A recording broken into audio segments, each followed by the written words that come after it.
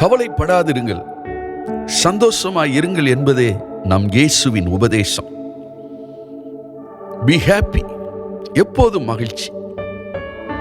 என் அன்பு தேவனுடைய பிள்ளைகளே, தேவன் நமக்கு கொடுத்திருக்கிற ஒரு பெரிய பொக்கிஷம் ஆசீர்வாதம் மகிழ்ச்சி, மன மகிழ்ச்சி. எப்போது நீங்க பாசிட்டிவாவே யோசிக்க மகிழ்ச்சி பெருகிட்டே இருக்கும். உங்களை பாசிட்டிவா யோசிக்க வைக்கிறது ஃபெய்த், விசுவாசம். அவிசுவாசம் நெகட்டிவா யோசிக்க வைக்கும். நெகட்டிவா நீங்க யோசிக்க மகிழ்ச்சி இழந்து போவீங்க. லைஃப்ல எதையுமே பாசிட்டிவா நினைங்க. பாசிட்டிவா நினைக்கத்தான் வாழ்க்கை மகிழ்ச்சியும் வாழ்க்கை நம்பிக்கையும் உள்ளதாய் மாறும். மகிழ்ச்சி நீ இழந்து போயிடக்கூடாது. கர்த்தருக்குள் எப்பொழுதும் சந்தோஷமா இருக்கணும். அதே போல ஃபேமிலியிலேயே நீங்க சந்தோஷமா இருக்கணும். பிள்ளைகளோடு சந்தோஷமா இருக்கணும். கணவன் மனைவிக்குள்ள சந்தோஷமா இருக்கணும். சந்தோஷம் என்பது ஒரு பெரிய ஆசீர்வாதம். எவ்வளோ கோடி பணம் இருந்தாலும், பணம் சம்பாதித்தாலும் சந்தோஷம் இல்லை என்றால் அது ஒன்றுக்கும் உதவாது. தேவனாகிய கர்த்தர் என்ன சொல்லுகிறார்?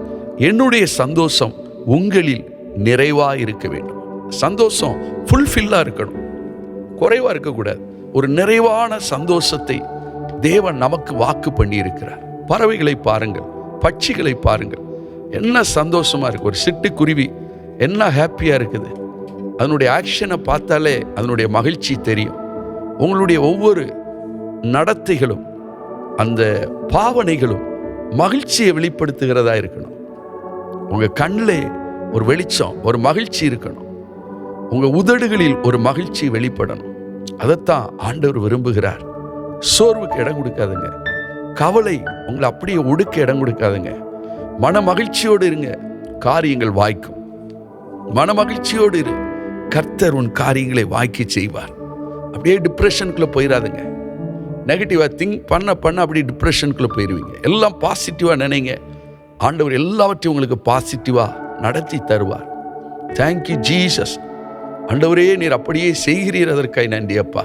உம்முடைய பிள்ளைகள் எப்பொழுதும் கர்த்தருக்குள்ளே மகிழ்ச்சியாய் சந்தோஷமாய் இருப்பார்களாக. ஆமேன், ஆமேன், ஆமேன்.